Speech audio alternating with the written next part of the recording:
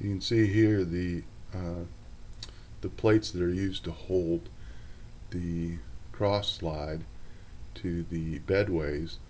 I added a strip of I took them off. I didn't like the way they were fitted on there.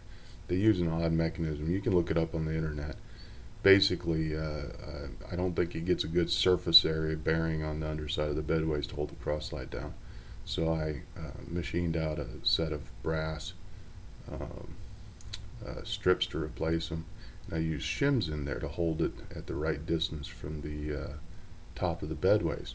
Result, the cross slide moves smoothly, easily, and is very well firmly held down.